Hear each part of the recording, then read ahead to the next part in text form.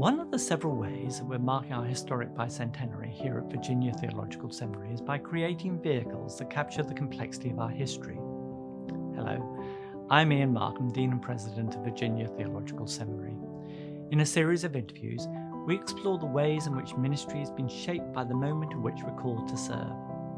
In this first part, I have the privilege of entering into conversation with the Reverend Martha Horne, who served as the 13th Dean and President from 1994 to 2007.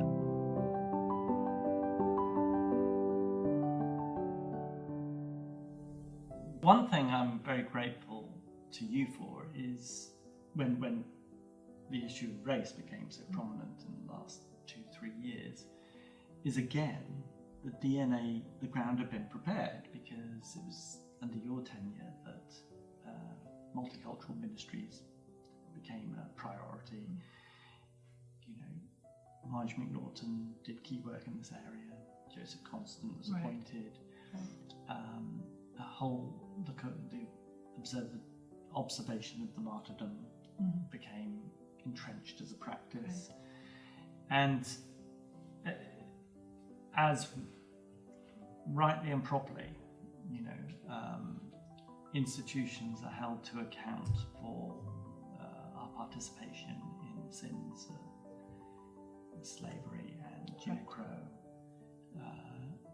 It meant that there was a there was a ground prepared to think about that. Well, thank you for that, but I want to say that you know, as I think about these external events and the way they've shaped our respective tenures here, certainly 9/11 was a big one for me, but we did, I think it maybe around 2003, 2004, we did begin to try to be very intentional about increasing racial and ethnic and cultural diversity here. But I look at what you've done with that, and now, you know, with everything that has been happening in our country, the racial reckoning and the coming to terms with the seminary's role and complicity in slavery, and having enslaved people, you know, working here, building this wonderful campus, and I will say that, I think I've told you this before, but I was at a conference in Cape Cod the day that the New York Times article came out about reparations, about VTS and reparations, and I was at breakfast, and it was a group of clergy and their spouses, retired clergy and their spouses, and I was sitting at breakfast, and this man came in, and I think he was actually the husband of a priest, but he came in with shaking the New York Times in his hand, and he says, "Well, have you heard what your seminary just did?" And I thought, oh my gosh, what is this? And then he just burst out in this huge grin, and that was the first that was when I first heard about the decision about reparations, and I was so proud of you all, and just so grateful. And I think about how everything that's happened with George Floyd and Black Lives Matter, and the way that you and this seminary community have stepped up and, you know, not shied away or not made apologies for the past, but really engaged in serious, deep conversations about what it has meant in the history, you know, of this place as a seminary, but as, you know, in Virginia, and not just, didn't just wring your hands and say, ain't it awful, but really doing some tangible things, and for this capital campaign, for this bicentennial campaign, for making, you know, a portion of the proceeds of that, helping to fund the reparations. It's been terrific and wonderful, and I know I'm one of many people very grateful to you for that. Well, no, thank you very much. And as you said, as you navigated holy life, you know, David Charlton was an invaluable support. Joseph Constant, but Joseph Thompson, right. Ebony Davis has been implementing the program. And it is some of the most moving work I've ever done in my life, because, as you know, the design is that we've done the work of tracking down descendants of those who were exploited by the institution, and they're invited to participate in a scheme that pays annually out of the endowment. And as part of the design, I meet with each descendant, and it is just, it's an opportunity to talk about their family and memories. Often they visited the campus. They tell me about the ice skating rink that used to be near Episcopal High School, which was just a pond but used to freeze over before climate change. You read those things. And it's very moving. And, my favourite conversation was with Gerald Wanzer, who he, early on, I met with him, and I said to him, so in his case, it's a father, a grandfather, some uncles. This is a local family where the Wanzers go all the way back through Jim Crow, back before the Civil War. Wow. And they live locally. And I said to him, so is there anything we could do? He said, I would love to have my 77th birthday on campus. So we used Bicentennial Hall. Wonderful. And my wife and I hosted him and his family. It was during COVID, so we had to be careful about bubbles. But beforehand he said, can you show me around the campus? So I did a little tour. And when he was talking to Ebony Davis 2 weeks later, he said, I thoroughly enjoyed the day. It was very, very important for me. But the most important thing was being shown around by the Dean and President around the campus, because I knew that I was being honoured in a way my forebears were not. Oh, gosh. And it is, this work is, this is classic Pauline themes. When you seek forgiveness and restoration of relationship, and the fact that part of this season is building these connections afresh in a way that recognizes the sin we committed and our commitment to a future that's different. And it has been extraordinary. I find it, and of course you get the spectrum of reactions. You get some who say, too little, too late, I'll have the check, but I'm not really interested in any relationship, and I completely understand that. Sure. All the way through to, this is lovely, and we give descendants faculty Emerita status, which means they can have lunch whenever they wish in the refectory. Wonderful. Wonderful. So now COVID, of course, has distorted all that. Of course. But it is, I think, a privilege.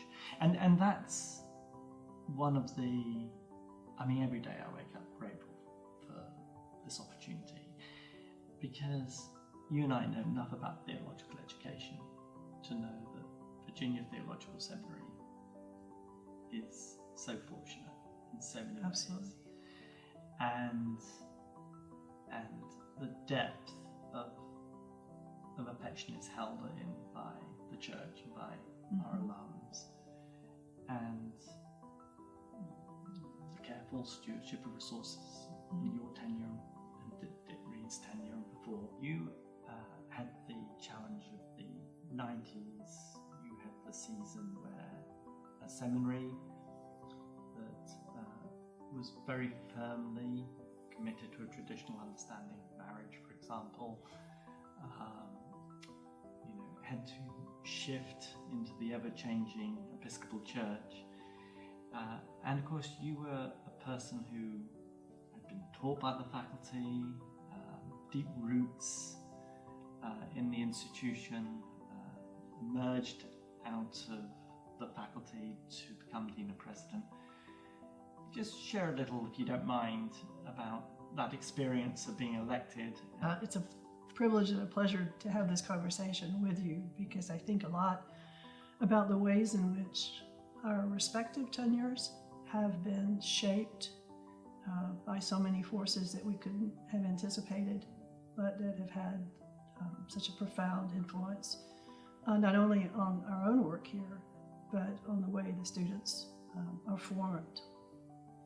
So, Richard Reed, was one of the wonderful New Testament professors during my time as a student here.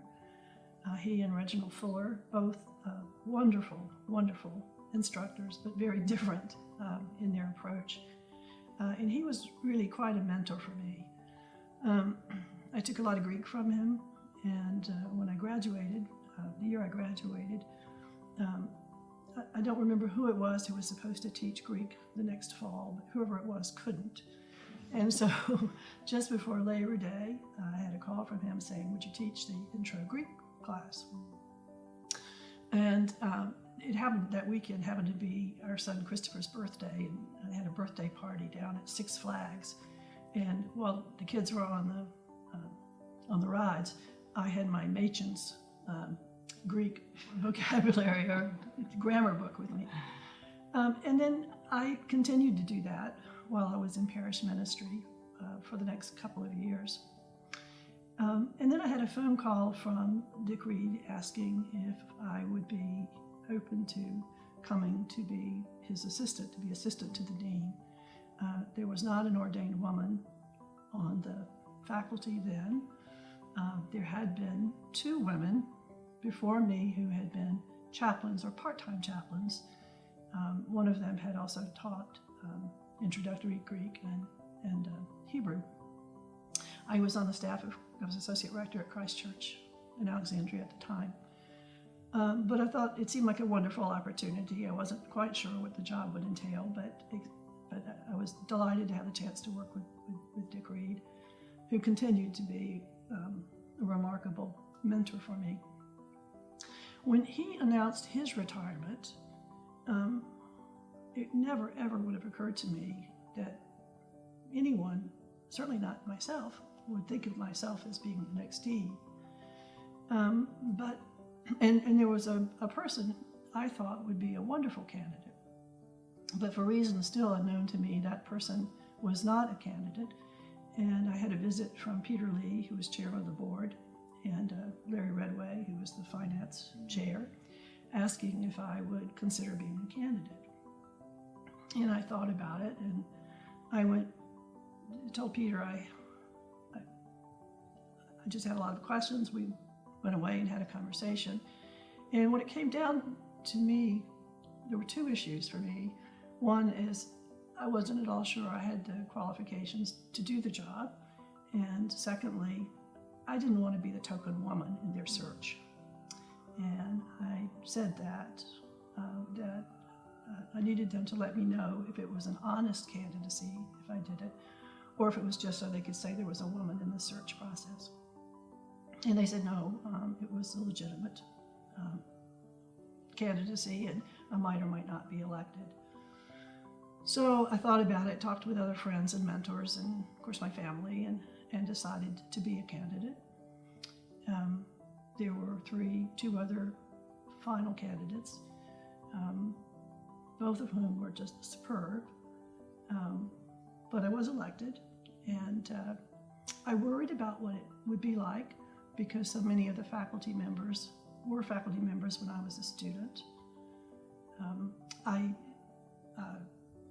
had very strong academic interest, but not a PhD. I had expected, and the faculty had expected, that I would go to graduate school and get a doctoral degree in New Testament.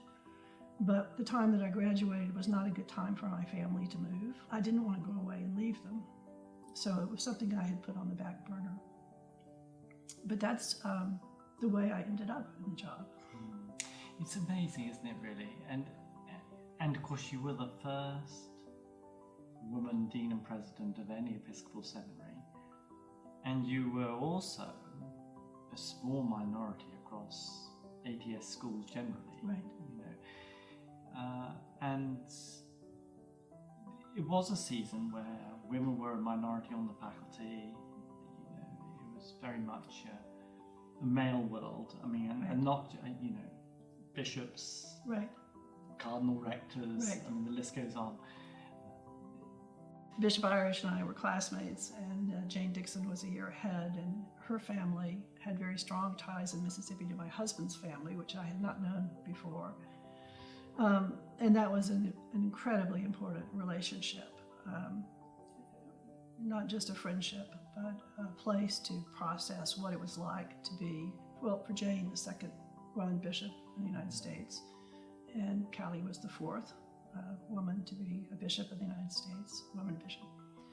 So that relationship was really important.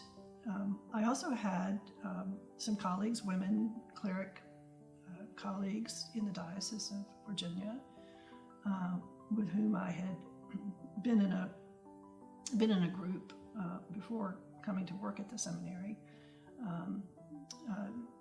Two women who are ordained women who are both here in the diocese, and we, after all these years, still get together to talk about our lives and our families and our vocations.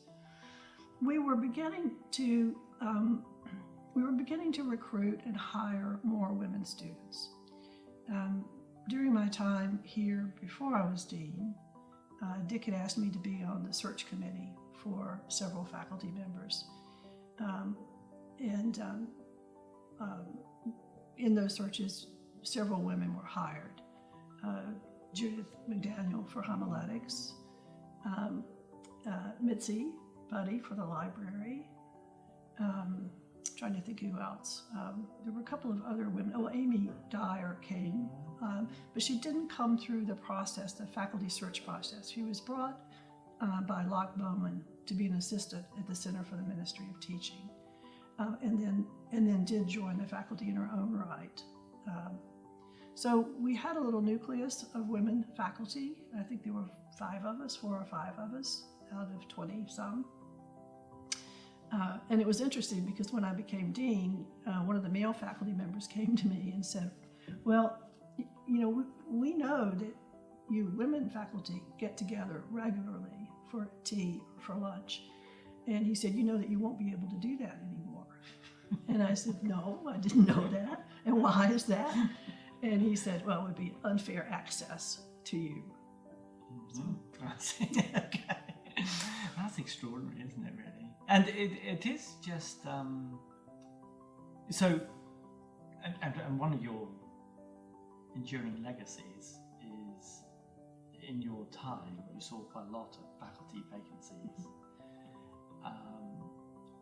And let me say that one of the reasons that I decided to be a candidate was because I knew we had a lot of upcoming faculty retirements, and that there would be an opportunity to reshape the faculty. And I wasn't thinking about whether they were male or female, but I was really thinking about a different generation of faculty. A lot of the faculty had been here a long, long time, and they were very, very good. Although some of them would pull out these legal pads of notes that they had been using for 20 years. But it was clear that there was an opportunity to really shape the faculty. And Dick Reed said to me, he said, I'm going to tell you something that's unusual, but I think it's something you should consider. He said, I've always chaired, or almost always chaired, the faculty search committees. And he said, I would strongly urge you to do the same. And I felt really awkward about it because I didn't have a PhD myself. And I did always have, fortunately, very strong, very good faculty members on the committees and academic deans, always on the committee. But it did seem to me that, and I hesitate to say this, but it did seem to me that there had been a bit of an old boy network faculty process, and certainly wasn't entirely that. And I did want to see a wider outreach of candidates for faculty coming from different places, people who'd been trained at different places, people who came from different places in the church, whether that was gender, race, ethnic, cultural backgrounds, I guess is better.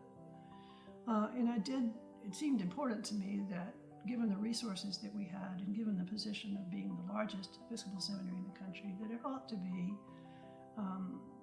very at the top of the list of strong academic institutions. The publishing culture had developed in your tenure, and it was just so exciting to just see that whole trajectory continue and flourish. And I take some pride that we've had 2 covers of the Christian Century, actually, that this freestanding, independent seminary, because so much research primarily comes from the divinity schools attached to the research universities. Right. But we compare favourably, and I think you did create a culture shift that was so healthy and so important. And of course, what's lovely is once you get a reputation as an institution that's at the cutting edge of disciplines, the pool. People want to come. Precisely. Right. Yeah, it's good.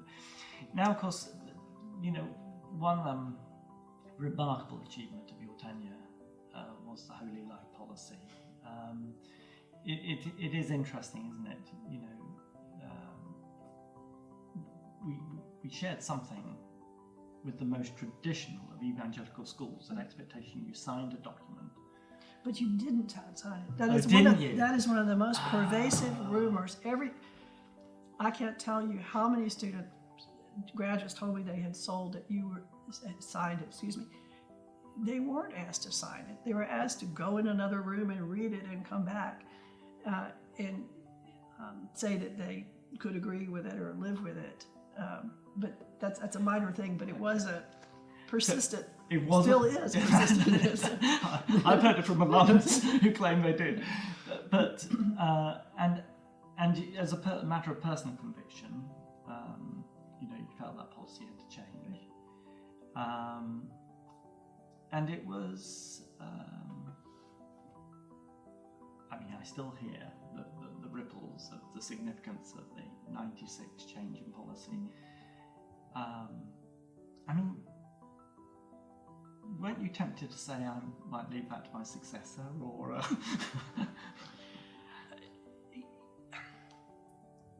It wasn't something that I certainly didn't come into the job expecting to do it. It was not. Really rebuilding the faculty. I had 3 goals for my first year, and they were faculty development, community building, because I felt there were some issues in the community that needed to be addressed, and long-term strategic planning.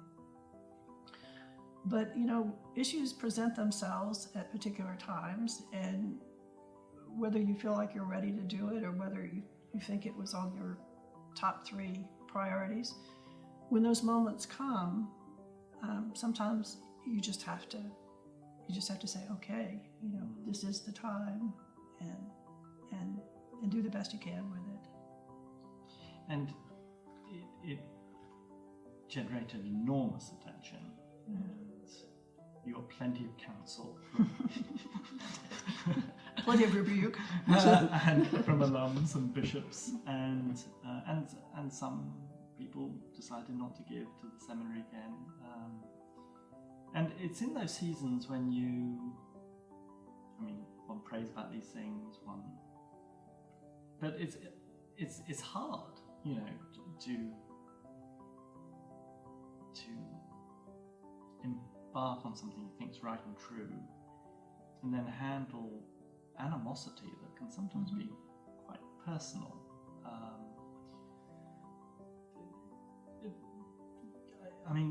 What did you draw on to cope with the? Well, it's a good question. I don't really know, except that that's another one of those occasions when having a strong support group was really helpful. And Verna Dozier, I don't know if you know about Verna Dozier, but she was a wonderful African-American woman, leader in the church, the national church, and in the Diocese of Washington. And I had sent her, or someone had sent her, I'm not sure I had sent her, something I had written about it before the vote. And she initiated a conversation that was just really helpful. I mean, she'd been through a lot as a Black woman, and listening to her talk about some of her life stories with race, made me think, man, this is nothing compared to what Verna Dozier could speak to. And it just seemed that it was the moment. And I will say that I had wonderful support, and this is so important. I had wonderful support from the chair of the board. And it did cost him. There were a number of congregations and rectors in the diocese that were really disturbed by it. And and he did say, and it was interesting, and it was true, but he did say to people, well, I'm the chair of the board, but I don't make the decisions myself. And this was a decision that was taken up by the board after a lot of study and thought and conversation. And this was the strong consensus of the board also to go forward. It wasn't just Martha, on this. And we lost 3 board members, one of whom was the chancellor of the diocese, which was very painful for me. He was a person that I liked very much, and the other 2 board members were also. But having the support of the board was enormously helpful.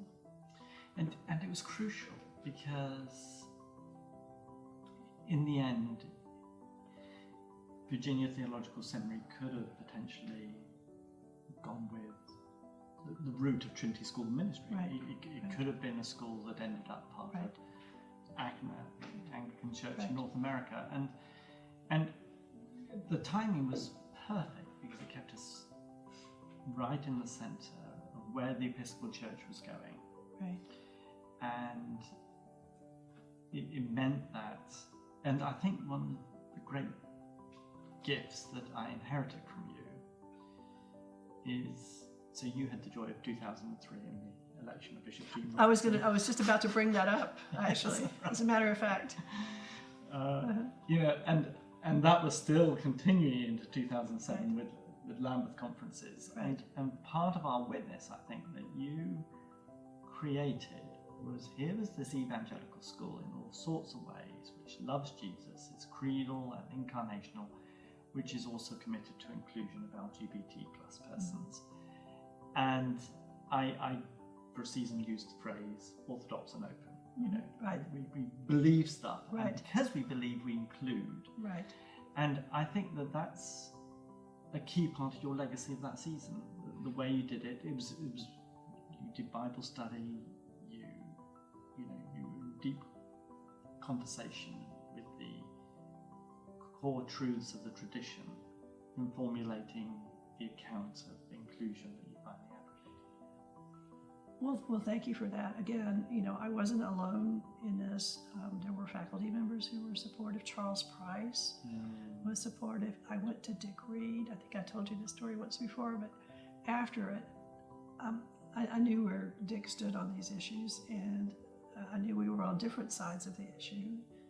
And several years afterwards, I went to him and said, I feel like I need to say that I know you must have been disappointed,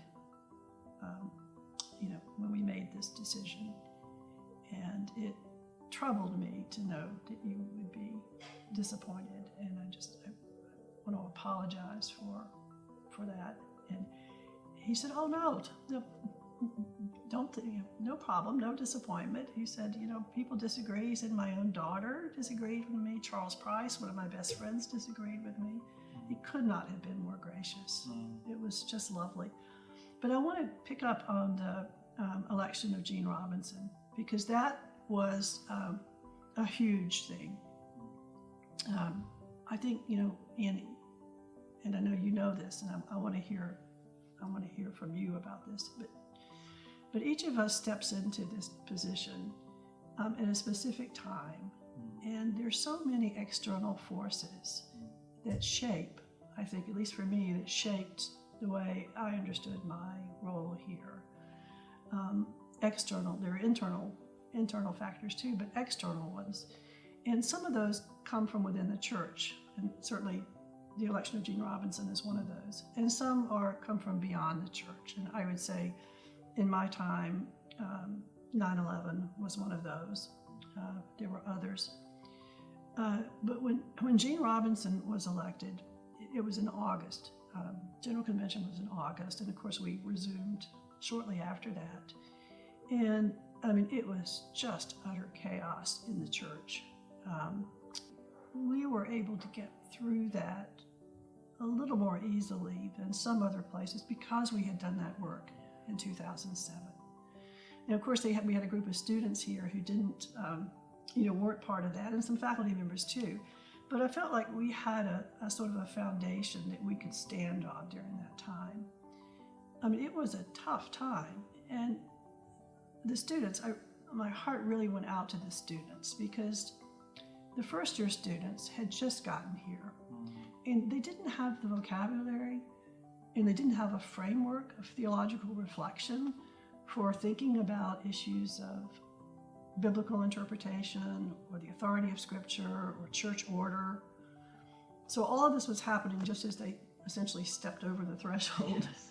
And the middlers were just starting field ed, and they were being asked questions by parishioners. And many of them were ill-equipped to answer or didn't want to respond. And all the students were afraid that if they disagreed with their bishops, they wouldn't be ordained. So it was a difficult time, but I felt like the work we had done before helped us get through it. You had done the biblical theological work and made it clear where as an institution we stood. Then we weren't litigating the issue at that moment. But of course your other achievement is that you remained in conversation with people who disagreed.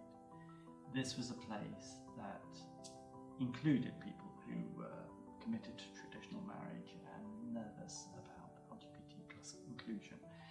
And that too was a gift of that moment, modelling how one can take a position and yet at the same time not demonize people who disagreed. You continue to honour the voice and the witness and invite people to live in a place where they hear things they profoundly disagree with and do so with some sort of commitment to a shared understanding of what God calls us to be as disciples. The communion issues were still rippling, of course, 2007 to 2008. Right.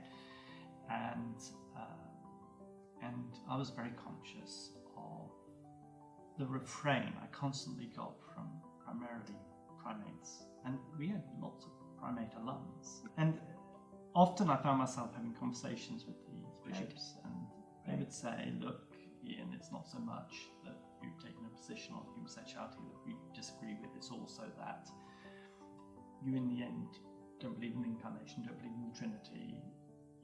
Our other famous alum, Bishop John Chalter Spong, they'd heard of him. And I said, no, you misread us. We're still a creedal community that believes, as we faithfully follow Jesus Christ, that we have an obligation to honour the Imago Dei in all people. Mm-hmm. And we weren't going to decide that persons who, by virtue of orientation, are denied the joy of intimacy with another human being. So I think I think you were right. The turbulence was enormous, and you're right. This becomes a very intense community at moments like that. Right. Community is both overwhelmingly a joy, right? But it is right. It can become tricky. Right. Well, I remember spending a long time, I think, in what I think is your laundry room now, but was my study at the deanery, I remember spending several days and long nights writing something that would be, part of it was a press release, saying that we as an institution understood that people of good faith, deep Christian convictions, appealing to the same sources of authority, can arrive at very different places and positions. And that we as a seminary wanted to be a place of hospitality where people of different views could come and join the community for whatever time they're here, and go to classes if they're students, have meals in their refectory, worship with us, have conversation about issues that matter, and listen respectfully. But that we didn't have to, we didn't have to insist that people all came to the same place that we were. And I think the hospitality, that was a major, for me, that was something I really wanted to see become part of the spirit of the place.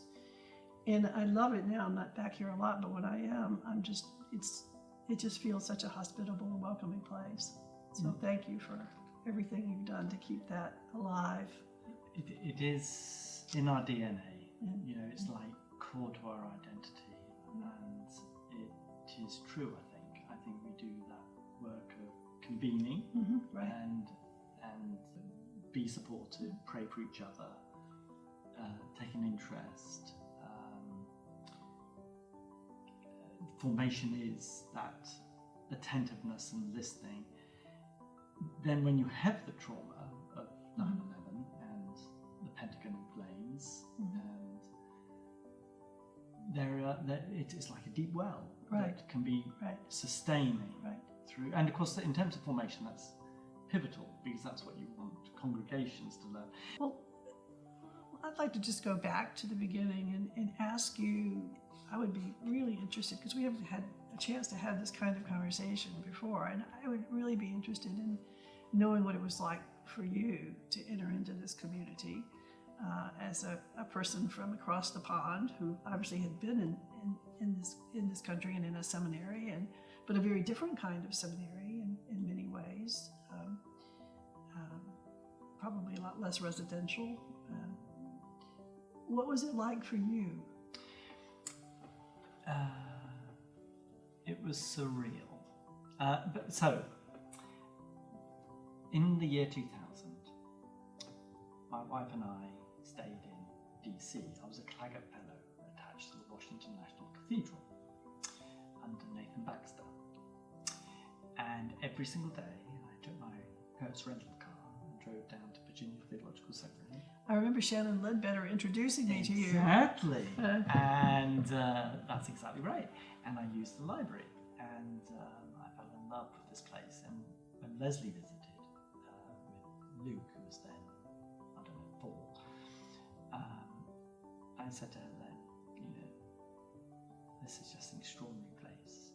And of all the possible futures that I could imagine, being here would bring me enormous joy. Oh, that's wonderful. And then when this position opened up, I read the position description, and I was sure that I wouldn't be appointed because, the priest in the Episcopal Church I wasn't yet, I was in the process, but I wasn't one. Somebody who knew the Episcopal Church, I didn't really tick that box either. So I was pretty confident that I wouldn't be looked at. And actually, I did in 2003. Tremont retreat for Bishop Peter James Lee. So he was the one who reached out to me and said, he's interesting, isn't he? He played a pivotal role. Right, for both of us. For both of us. And I said to him, I emailed him and I said, really? He said, yeah, we would like to have you in the pool.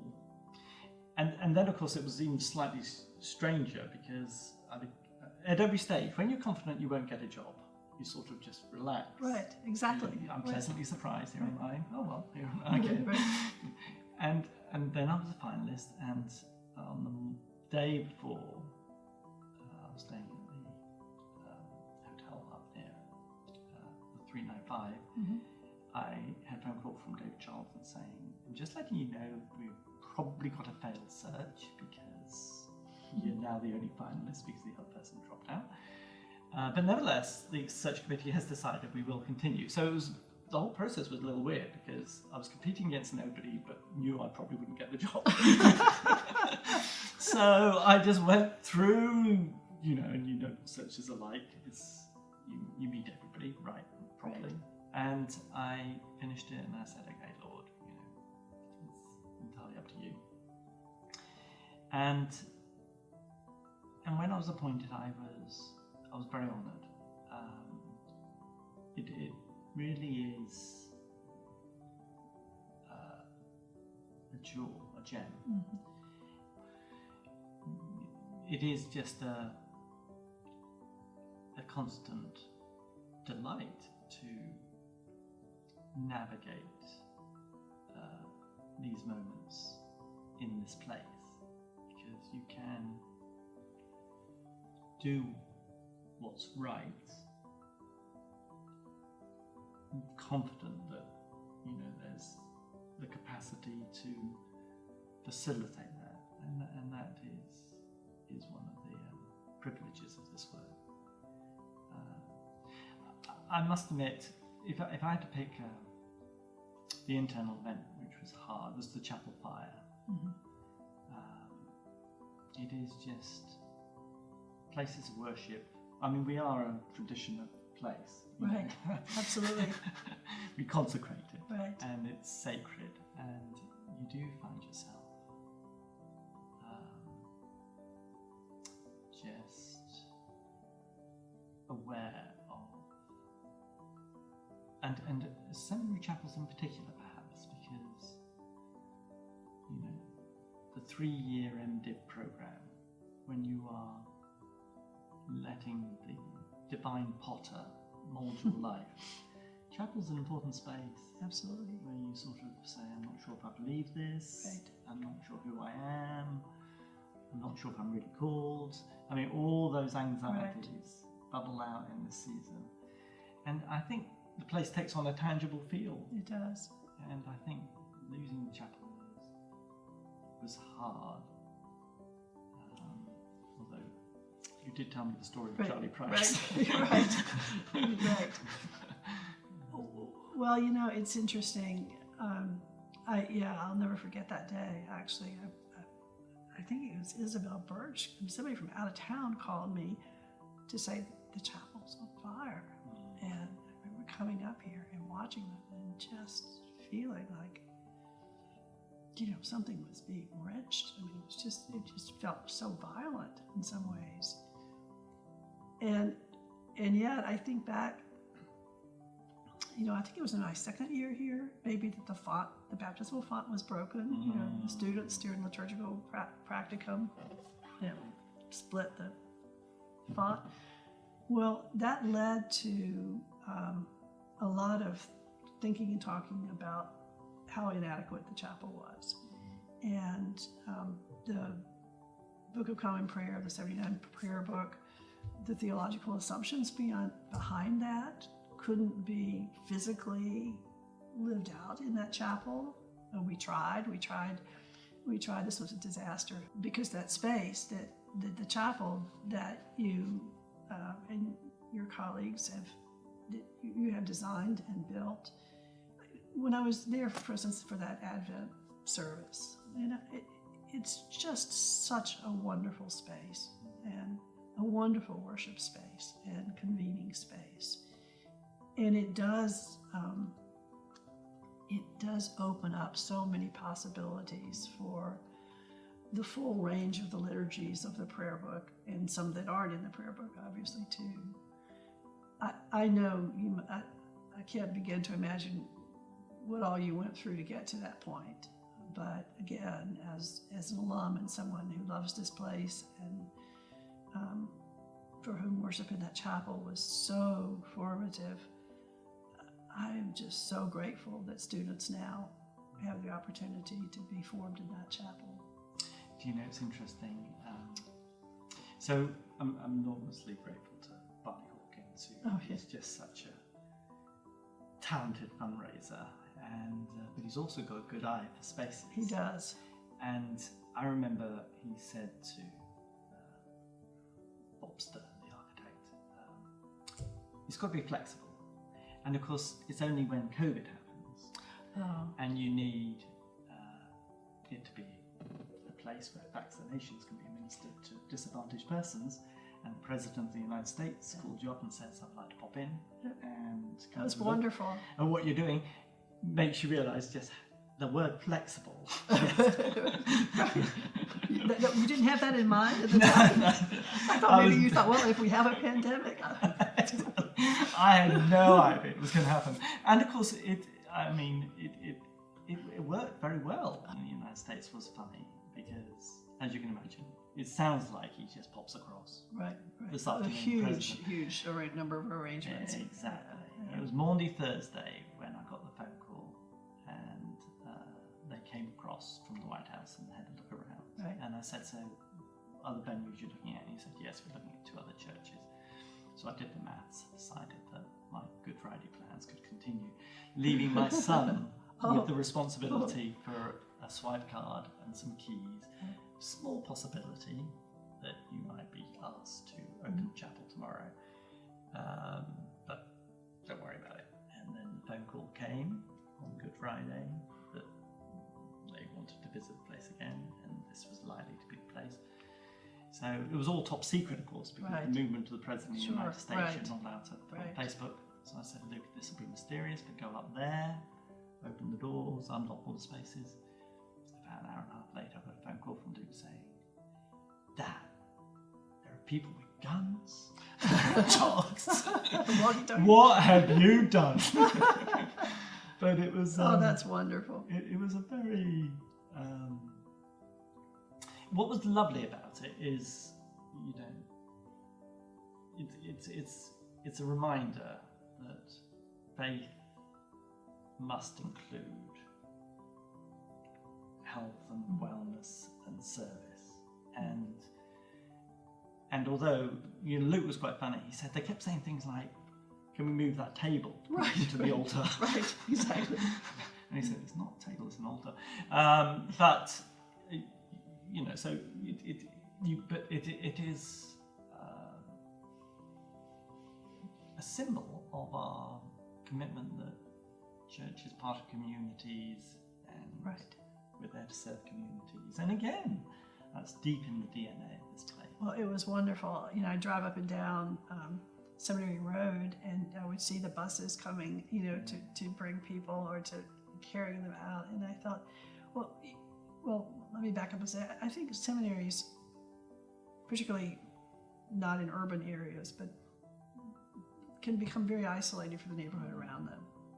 And one of the things that I regretted that I wasn't able to do enough of, and that you have done beautifully, was to extend the outreach of the seminary to the neighboring community in a lot of different ways.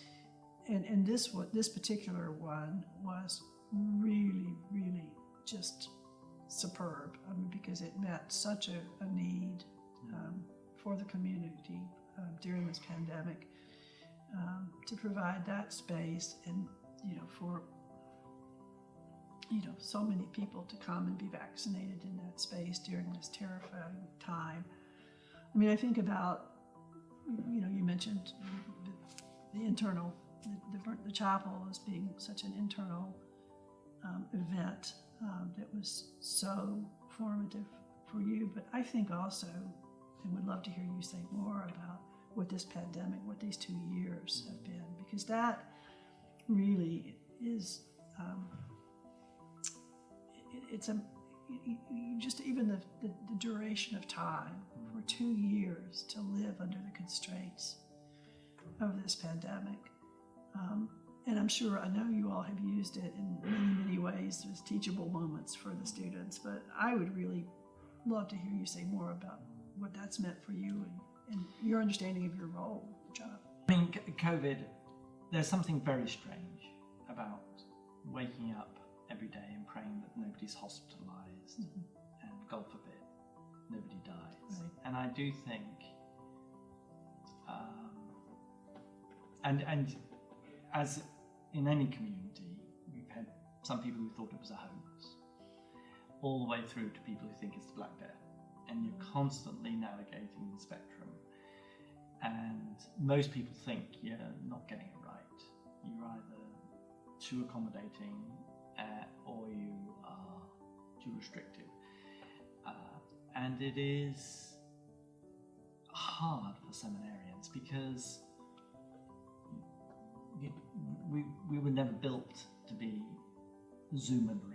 You know, Right, we right. were never intended to be a distance The experience. incarnation was not a Zoom No, event. exactly. You know, and it's and I do think it's been surreal for a significant percentage of these classes have not had what this place does so well, and that is the sort of living together that rubs the edges off each other to enable one to be appropriately formed for the work of serving the kingdom. So it's been, and you know, this year's middlers basically came back to the campus not knowing their way around in the same sense as this year's juniors did. So you had two classes not knowing where Alison was, you know, right. how to get your swipe card. The leadership team got right was, on the whole, we avoided the temptation to simply assume this can be 2 weeks or 4 weeks or 8 weeks. We, on the whole, did commencement. So we didn't sort of say, okay, We'll just postpone it. we'll postpone it to the fall, which a lot of institutions did. You know, we followed the CDC guidelines, and that's been my mantra all the way through. To the people who think it's a hoax, I'm just following the CDC guidelines. To people who think it's the Black Death, I'm just following the CDC guidelines. As the guidelines change, so the rules change. Yeah, we did. The seminary has had a really interesting history, I think, and I think about the financial situation, because so many of our, not just in the Episcopal Church, but so many mainline Protestant seminaries. There's some exceptions that are schools that are heavily endowed, but you know, I think about the people before us. When I first came to work here, I remember people asking me, in other schools asking me what the endowment draw was, and I said, I don't think we have one, and they thought, well, what? But it was true, because the endowment was invested roughly 50% in equities and 50% in fixed income bonds and other fixed income instruments. And the only money that the seminary took from the endowment was the income produced by those fixed income. And it was sometime during Dick Reed's time, you know, that the allocations were changed, so that it was more like 60% in equities and 40% in fixed incomes. I don't know, you know, what it is now, but it was different, and there was a spending policy, and at the time, the sort of conventional rate for not-for-profits was 5%, and we had just started lowering that a little bit. I think we're just getting to 4.75. About the time you came, and you and your board have continued that really significant fiduciary financial carefulness and care. You know, and as we said earlier, seminaries all around us were up in double-digit draws, and you know, in that kind of faithfulness to stewardship. I mean, there are two parts of it. Obviously, you've raised a huge amount of money since you've been here, but also just the faithfulness in managing what's been here has really secured this place for,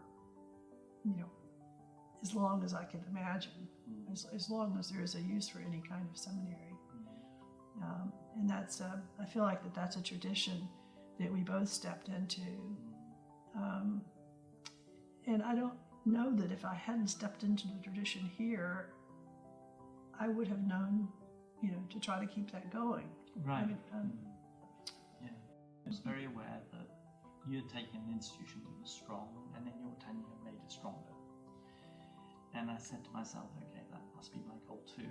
And you do live aware of the responsibility, because you have done significant consultancy for other seminaries, and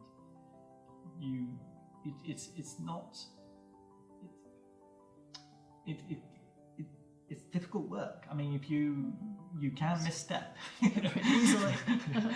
And I was very aware of the privilege, and I was delighted to be building on your legacy, because in so many ways, the focus on research I was eager to build on, the positioning in the Episcopal Church,